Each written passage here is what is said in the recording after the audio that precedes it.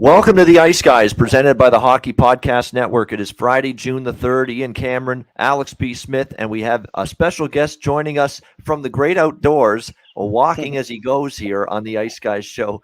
Chris Corrigan joining us here on the show for this Friday edition.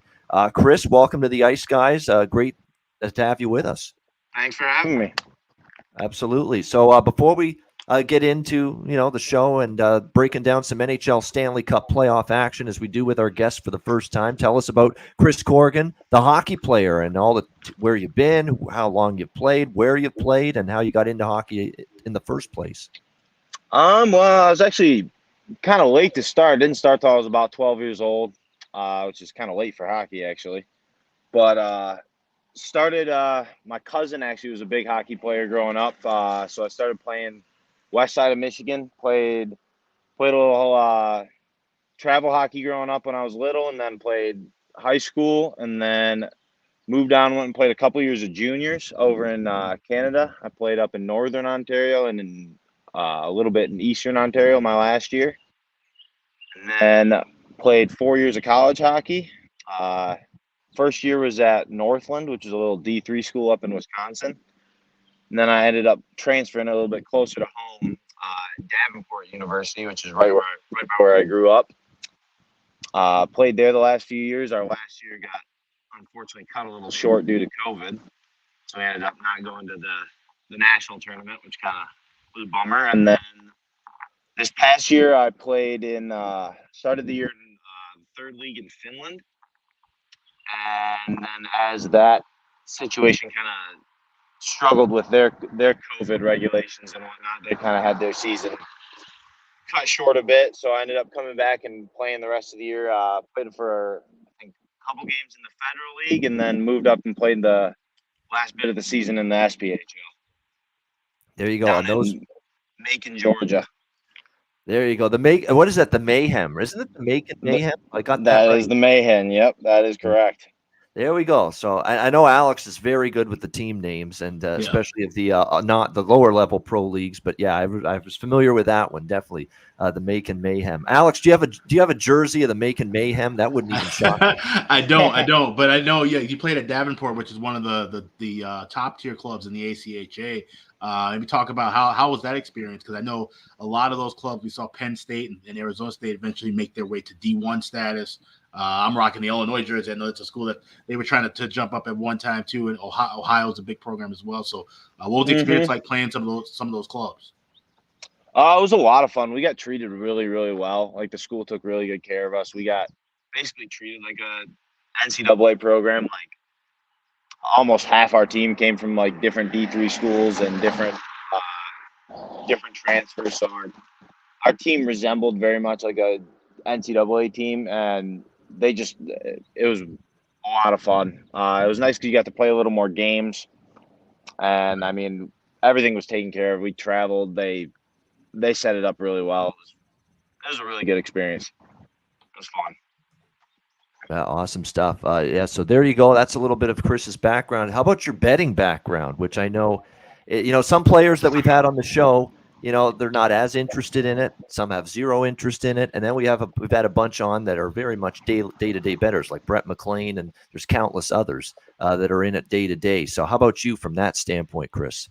I'd love to be in it day-to-day. I tend to do it a little too much, but I love it. I have a blast betting. I like to bet on every sport, basically. It makes just watching it so much fun.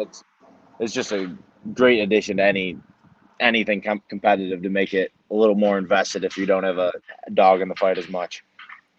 No, that's what a lot of people will say, and that's just, hey, we want to put a little more fun and excitement into it, and because of that, let's put a few bucks into play. And if you know me very well, Chris, I'm a very high volume bettor. So if you're wondering about finding some bets on the board on a daily basis, with me, you don't have to worry. You rarely ever have to worry. So that's definitely something to keep in mind. So that's great to hear. And yeah, football. How about football? That's one of the sports I'm sure you love. And football is going to be back pretty soon. Oh, yeah. Yep. I'm a big Packers fan. I watch almost every game. There you go. Green Bay Packers fan. That will not make Alex, very happy or thrilled. He's a Chicago Bears fan, so it's a little Oof. division rivalry here. Right. That's a tough one. Yeah, for sure. I do like what they did in the draft, the Bears, though. I got to admit. Mhm. So we'll see if I do like their secondary for what it's worth. Yeah. I think that could be all right for you, Well, Alex. we'll see how it goes. No commitments to we're going to be good. Yeah, As you can not tell, this yeah. year. But Yeah, sure. no doubt about that. All right, let's get into some NHL Stanley Cup playoffs. We'll start with last night's game.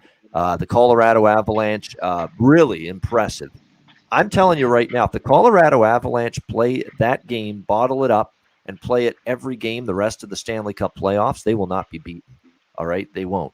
That was a complete performance. I was thoroughly impressed. A 4-0 shout over the Edmonton Oilers. Pavel Francouz, let's tip the cap to him because he was brilliant throughout the game, especially early on when I thought Edmonton had their best period in the first period.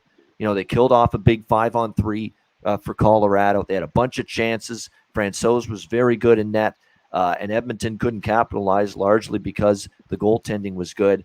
But at the end of the day, Colorado, kept, their 5-man attack. We've talked about it throughout this series, how they pinch the defenseman in at every, opportunity. They jump into the play. They create a 5-man wave on every shift, and it overwhelmed Edmonton, especially for that, 3-4 minute span in the second period where Colorado got 3 straight goals in a row in the blink of an eye. What was no score turned into 3-0. And it ended up being a situation that Edmonton couldn't, bounce back from. And then Colorado just controlled the game. And I thought in the third period, what was disappointing and disheartening for me for Edmonton is that there was no pushback, really. I mean, they really didn't threaten to make a comeback against a Colorado team that we've seen them top up leads in the third period at home to St. Louis. They even did it a bit in game one, but we didn't see that of this series, but they didn't do it last night. And it was just disappointing, underwhelming performance from an Oilers team that down 1-0. They've shown an ability to respond and play very well in game two after losing game one, like they did against LA and Calgary. But I guess we're finding out Colorado a little bit different than LA and Calgary. And, Kane didn't have a great game. Draisaitl, okay, but not great. But the guy that we've got to point out, and I hate to do this, and I can't believe we're ever going to really ridicule and criticize Connor McDavid, but I'm going to do that today. I couldn't find Connor McDavid with a telescope last night on the ice. I couldn't find the best player in the world at all at any point last night. Now, you could say in the first period, I thought the first period he was moving. He was making things happen. He had some chances. He was skating. They couldn't get the puck from him at times. And Cale Makar, by the way, the defensive job that guy did on Connor McDavid last night was terrific. There was those one-on-one rushes he had, and there's Makar with the quick stick, knocks the puck away, and prevents and thwarts a great chance from McDavid. But I thought in the second and the third period, when Edmonton needed him, he was invisible. I mean, let's call it like we see it. 2 shots on goal. He was a minus in terms of his plus minus. He had no points. Obviously, they get shut out, but no points. Only 2 shots on goal, which isn't great for a guy of that caliber. I'm sorry, for Connor McDavid, a guy of his caliber, that's a poor performance. That's a bad game. And I don't care if people think I'm being harsh. I thought it was a poor game by his standards. What is he? Because he's Connor McDavid? He's above ridicule? He's above criticism? We can't say, you know what, Connor? That was a pretty bad game. You really didn't have, we expect more from you. We can't say that about Connor McDavid. That's BS as far as I'm concerned. He has put himself in a spot where he's been so incredible in these playoffs, and he's the number 1 player in the world, that when he has, let's be honest, a fucking pedestrian game like last night, we need to talk about it and say, you got to be better, number 97. You got to step things up a little bit. And that's exactly how I felt about McDavid's performance last night in that loss. And now Edmonton faces a situation where game 3 at home, it's a must. And if they don't get that one, this could be a very short and very quick series for the Colorado Avalanche. Alex, we'll start with you with thoughts from last night. Yeah, that was the first thing I tweeted. Of course, I kind of, ribbed Mike Smith a little bit too, because, I mean, for as good as he played in the first period, and it looked like, okay, maybe he's going to have a flashback of what we saw for the last, couple of game twos in the postseason. The floodgates opened up, and that's not necessarily all of his fault. The defensemen in front of him have been playing terrible. And like I said, we've seen this with Colorado time and time again during the postseason, even the regular season. They can put up 2 goals, 3 goals in the blink of an eye and put a game away, put a team out of reach. And I mentioned it, yesterday with Francois starting in game 2 as opposed to having him coming in game 1.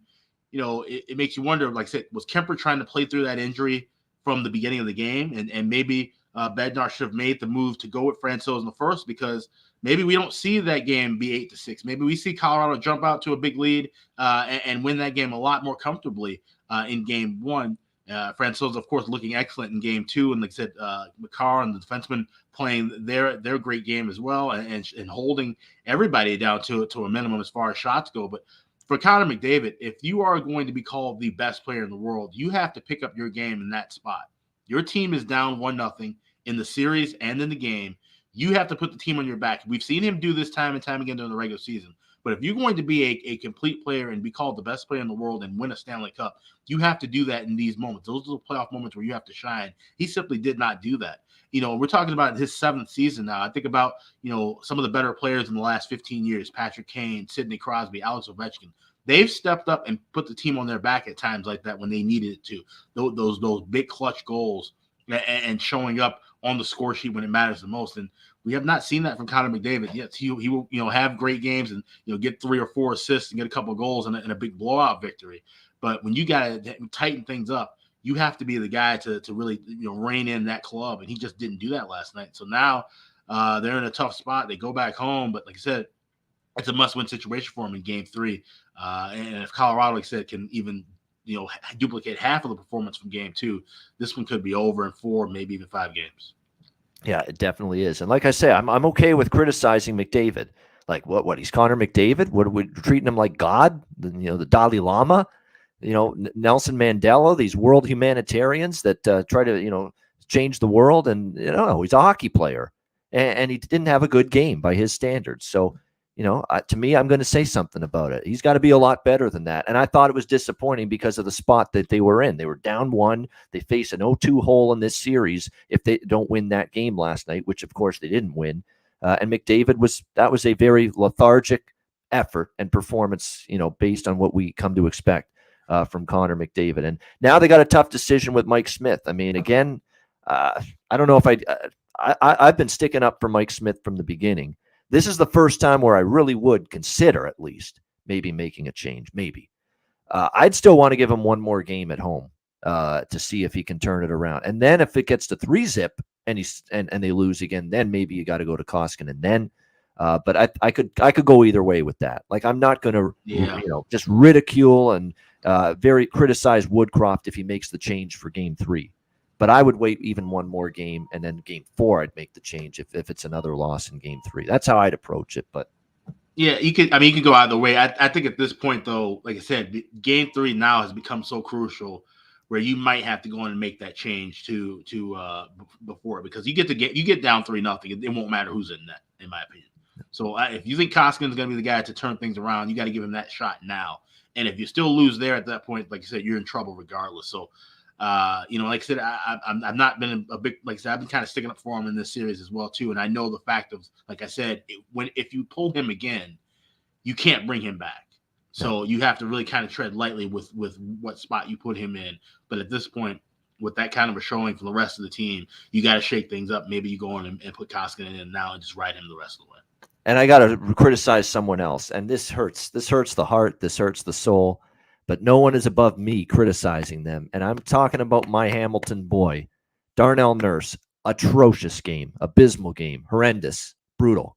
I mean, that's all you can say. It was one of the worst games I've ever seen him play in the National Hockey League. Now, Colorado can make you look like that, but still turning the puck over, treating it like a hand grenade, getting beaten down the ice.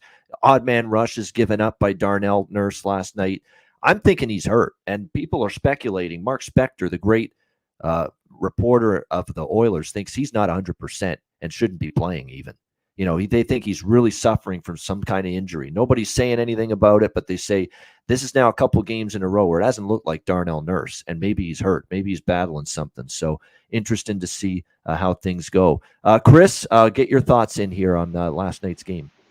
I think you guys kind of hit the nail on the head there with kind of how McDavid and Draisaitl, they just haven't been quite up to what the expectations is. I think a little bit has to do with the fact that Colorado has such skilled defensemen, and they have such offensive-minded defensemen who almost, I think they read McDavid's game a little better than what he's used to. So you have a guy like Byram, a guy like Makar, a guy like Girard.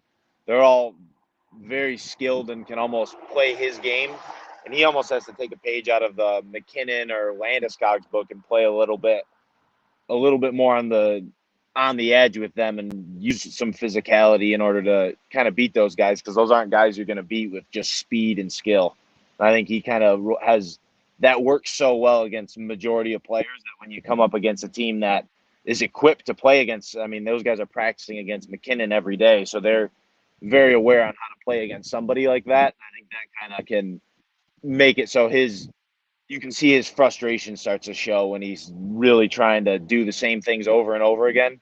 He almost has to take a step back, not be quite so frustrated, and start battling a little bit more and get things a little bit more the greasy way as opposed to always trying to get it just by beating guys clean. And that's the thing. I mean, get those tough goals, be capable of getting them. I mean, that's what we need more of from the Edmonton Oilers, I think, for that entire team.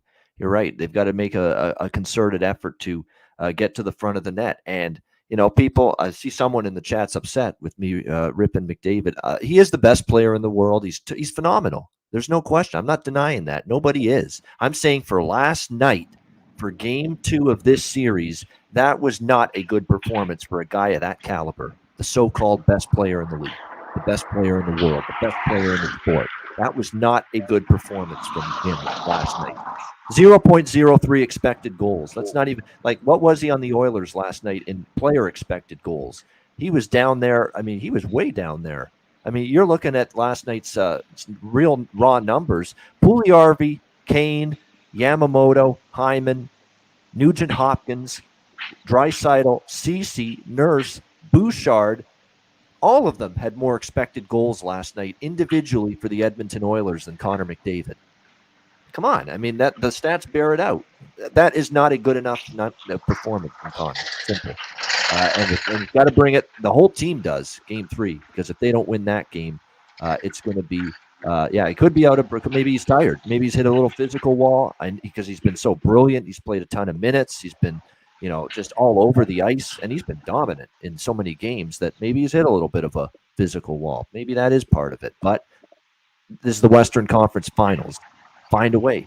I mean, everybody else is tired too. Everybody else is battling injuries. Everybody else has got little things that are bothering them at this time of year. Find a way. And, that's at the end of the day, that's what you got to try to do.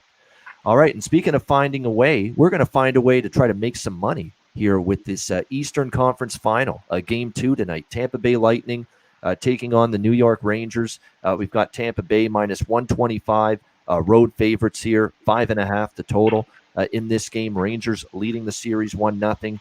So I'm doing it. I'm falling into the 18-0 off a loss in the Stanley Cup playoffs.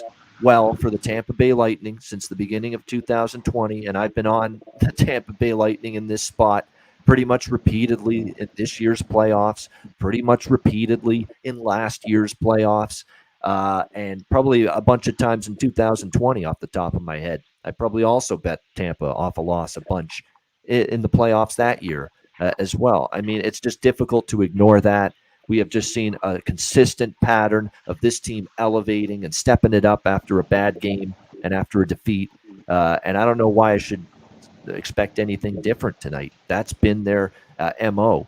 And look, we had Carl Alsner on yesterday. Great guest. We had a couple other people on that played the game earlier in the week, and they said the same thing about the Rangers Lightning. They were worried about the 9-day layoff for Tampa Bay, that it's a bad thing, not a good thing. And it sure looked that way for Tampa Bay to have that many games off. The Rangers jumped on them early. As soon as I saw the Kreider goal a minute in, I'm like, they look like they're fucked tonight. They don't look like they're sharp at all. And they're going to end up finding a way maybe to get the job done, the Rangers, and win this game. And it got worse from there. For Tampa Bay. But give the Rangers credit. Kreider and Zibanejad outstanding. The power play connects for another goal. The Rangers power play can't be stopped right now. There's no question about that. Philip Hedl with 5 goals in the last 3 games.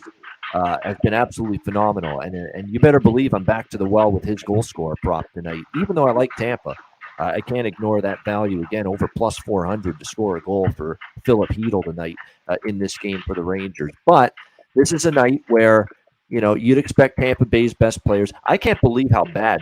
Speaking of calling out one player in particular, we did it with McDavid a second ago.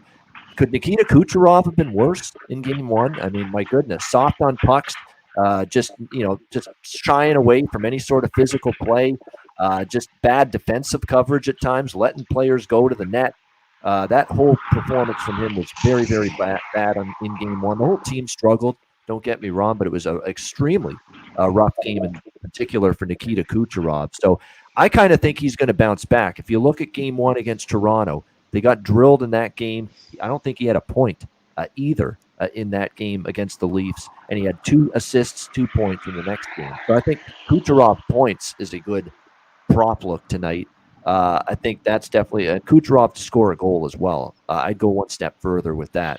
Stamkos as well. This is the night where the big guns for Tampa usually have to show up. Perry, I think, could get a little more involved as well in this game. So, I'm always going to say, consider Ross Colton and Nick Paul. I've been talking about those 2 players in particular from a player prop standpoint for a while because you get such great value with them. So I'm going to look at some Tampa props. I'm still going to go back to the well with Hedl for the New York Rangers because of how good he and that line have been. Lafreniere to score a point might be worth a look as well because he's starting to rack up the points. So I'm going to look at Tampa Bay minus 125 tonight, and I'm also going to go with those player props that I mentioned here in this game. Chris, we'll start with you for this one. Game 2, Lightning Rangers. Betting-wise, what do you like? I actually like the Rangers. I think they're coming together. I think they're playing together as a unit much more so. They seem quite a bit more. I think they found their desperation in that last series, and they're playing right now as a team that's desperate to win, and I think that's something that Tampa's going to have to figure out pretty quick. And you can really tell they're missing Braden Point too. I think that's something that I've noticed quite a bit is Point playing below the puck and getting the puck and wheeling with it through the neutral zone. That not having his presence constantly below the puck, bringing it up and bringing offense up the ice is such a big loss, especially for guys like Kucherov, because it creates so much space for them up the ice. They don't have to go down all the way below the goal line and create that offense themselves. And that you can tell once they don't have that presence, I feel like they really struggle to create as much as they did in the past few years. There's no doubt Braden Point is missed. I like the boldness, Chris. I like the, going against the grain because Tampa Bay, there's a lot of people that are going to like them tonight. There are people that everybody's aware now. This is not some little secret anymore. This was something that maybe 2 years ago, last year, when this streak was starting to really get going for Tampa Bay off a loss in the playoffs, only the ice guys would talk about it. That's about it. Now it's everybody on Twitter. It's every, person that watches the NHL, even people that don't bet NHL are talking about this streak. People on Rogers Sportsnet, ESPN, TNT, everybody's talking about this streak now.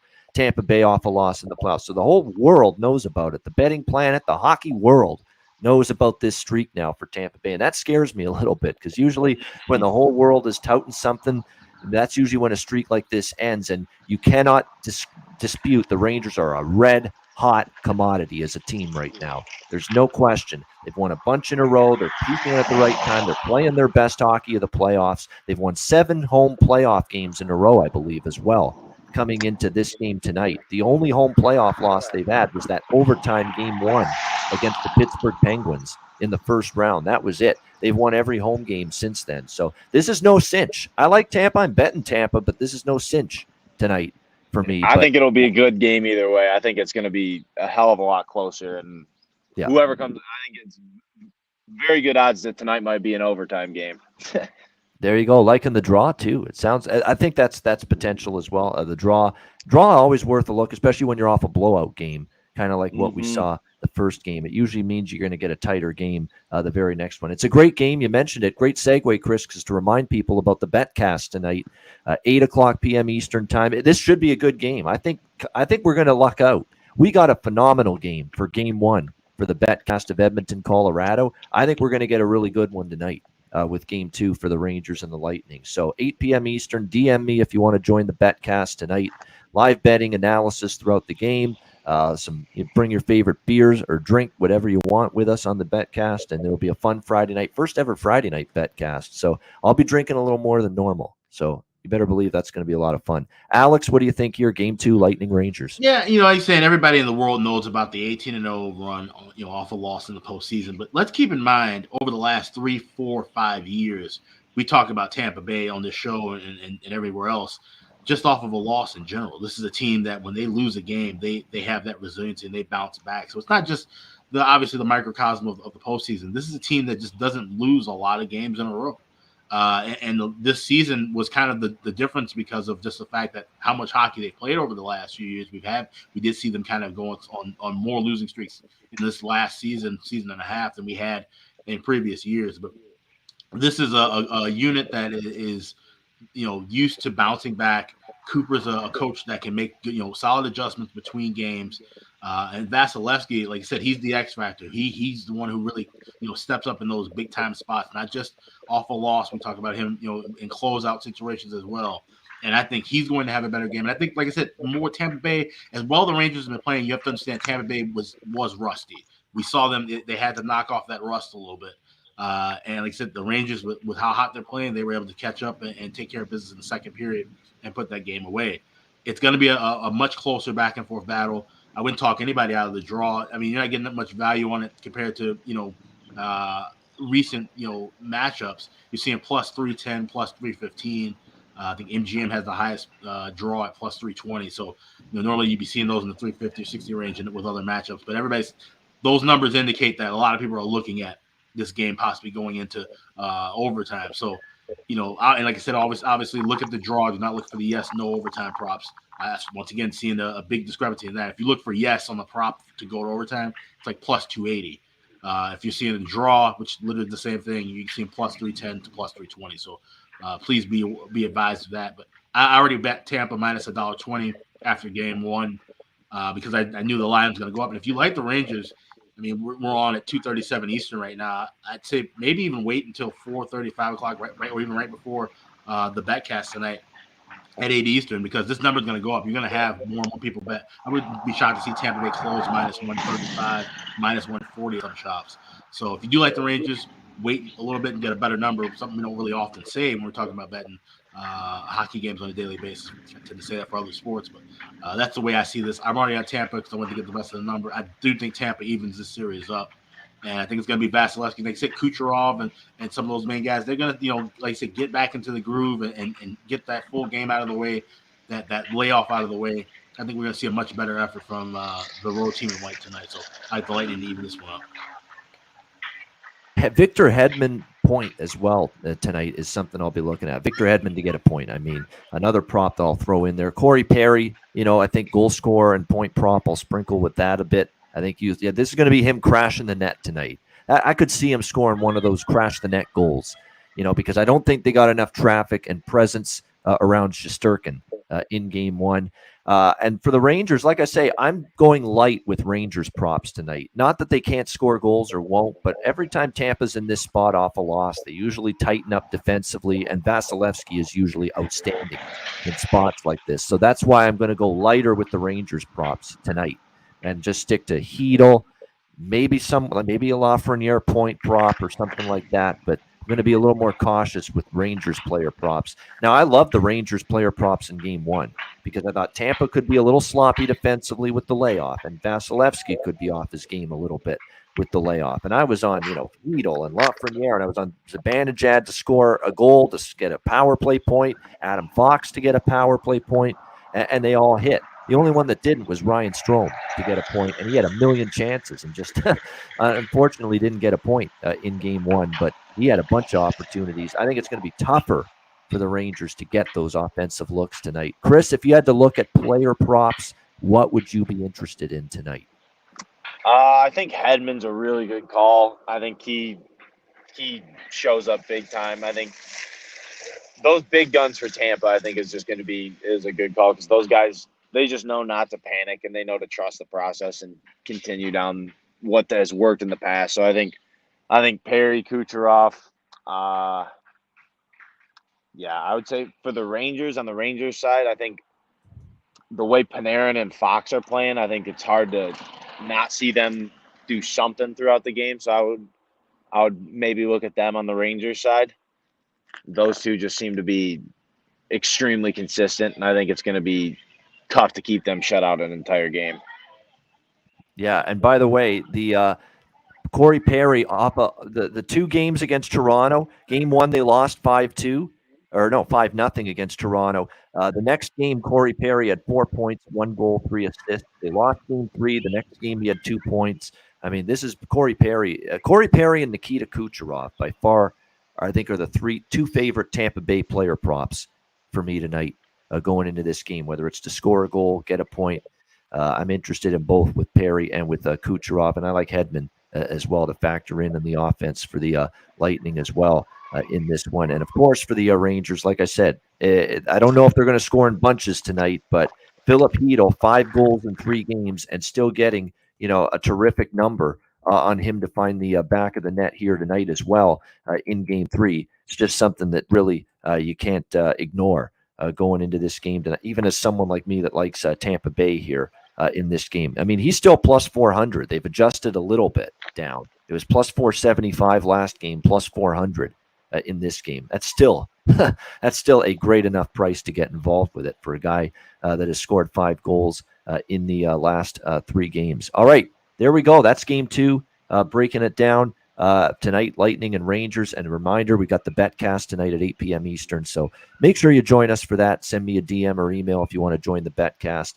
And DraftKings Sportsbook, official sports betting partner of the NHL. New customers bet just $1 on any NHL team and get $150 in free bets if they win. If DraftKings Sportsbook isn't available in your state, you can play for huge cash prizes with DraftKings Daily Fantasy Hockey Contests. DraftKings giving all new customers a free shot at millions of dollars in total prizes with their first deposit. Download the DraftKings Sportsbook app, sign up for an account, use the promo code THPN. Bet just $1 on any NHL team. Get $150 in free bets if they win. That's promo code THPN at DraftKings Sportsbook, an official sports betting partner of the NHL. Must be 21 years of age or older. Must reside in a DraftKings Sportsbook state. Restrictions apply. See DraftKings.com/sportsbook for details. Gambling problem? Call 1-800-GAMBLER. Download the DraftKings app. Sign up for an account. Use the promo code THPN. And yeah, I'm not a big under better, but to Nicholas Lee's point in the chat, I would lean under. 5.5 here. I love the over in game 1 because I thought it would be sloppy a little bit, especially for Tampa off the layoff. And we did get kind of an up and down, more of a wide open style type of game. I think we're probably going to see something different here tonight between the Lightning and Rangers in game 2. All right, great stuff. We're going to wrap up the show in just a minute with best bets. Chris, get ready. Your first best bet on the Ice Guys show coming up, so get one ready. Alex, we'll start with you. What do you like for best bet? I mean, we've been seeing it for years. This team bounces back like no other, and there's a reason why they're defending Stanley Cup champions 2 years in a row. We're going with the Tampa Bay Lightning on the money line, minus $1.20, minus $1.25. I like this team to bounce back, and like I said, they've knocked the rust off. Rangers may have poked the bear a little bit here, and I think we're going to see Vasilevsky and company come back in a big way and get a nice win to even the series up 1-1, going back home to Tampa for game 3. All right, there it is. Tampa Bay minus 120 for Alex B. Smith with his best bet. All right, Chris Corrigan, our special guest. What do you like for best bet? For best bet, I think I just like the Rangers tonight, taking it home. I think in Madison Square Garden right now, it's a tough place to play. I think it's going to be a low-scoring game. I think it might be an overtime game, but I think Tampa's going to show up and play well. But I think a couple good bounces and the Rangers can definitely pull one out and make it go back to Tampa and be a real interesting series. All right, I like it. The Rangers against the grain. I like that. New York Rangers plus 105 plus 110 is what you can get with them for best bet here for Chris Corrigan on his first appearance here on the Ice Guys. You're with Terry Edelman, our great longtime fan, viewer, listener. He was bold on Twitter.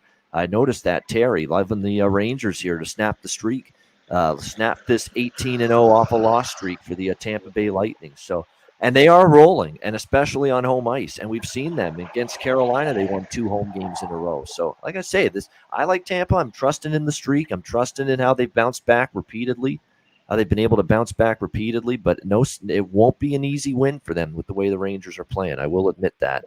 My best bet, I'm going to go with, you know what, I'm going to go with a prop instead for best bet tonight. I'm going to go with Nikita Kucherov for the Tampa Bay Lightning here tonight, and I'm probably just going to end up going with the goal scorer prop at around plus 180.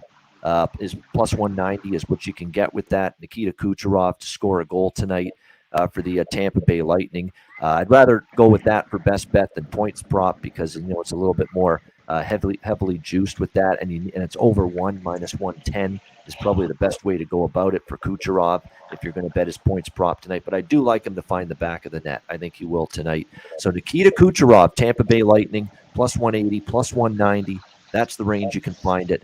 Anytime goal scorer. I'm going to go with that for my best bet here for Game 2 tonight. Lightning and Rangers. All right, great stuff. Chris, final words from you. Thanks for joining us here on the show today. Thanks for having me. It was fun chatting. I think another guy just real quick to look out for is Palat for Tampa. Yep. He kind of flies under the radar. I think he's due for a big night as well. Yeah, Palat, of course, he scored off the goalpost, a nice backhand. One of the few highlights for Tampa in Game 1 was his backhand goal. And look, he's got points in 4 straight games, Chris, to your point. 4 straight games with a point, and he scored in back-to-back games for Tampa Bay. So that's not a bad prop consideration either. Andre Palat, is starting to get that offense revved up. And again, playing right now tonight on that second line with Nick Paul and Alex Killorn. Based on the current line combinations. All right, great stuff. That is a wrap. Hit the like button on the way out. A reminder, the Ice Guys is live 7 days a week, Monday to Friday, 2 p.m. Eastern, Saturday and Sunday, noon Eastern. If you can't watch the show live, download the Ice Guys podcast in audio form on all major podcast platforms, Google Podcasts, Apple Podcasts, Spotify, Stitcher, and iHeartRadio. Download the Ice Guys podcast when you can't watch the show live. For our special guest, and we thank him for joining us, Chris Corrigan. For Alex B. Smith, I'm Ian Cameron. Have a great Friday. Enjoy the game tonight, and good luck. And join us for the Betcast, 8 o'clock p.m. Eastern time tonight for the Ice Guys Betcast right here, presented by the Hockey Podcast Network.